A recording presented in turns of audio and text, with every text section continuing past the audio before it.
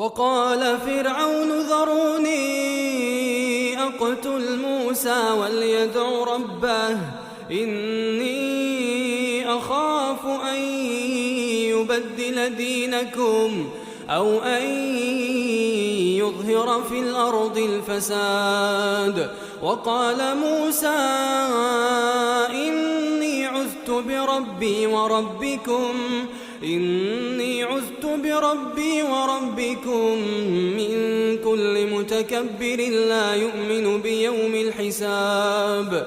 وقال رجل مؤمن من آل فرعون يكتم إيمانه أتقتلون رجلا أن يقول ربي الله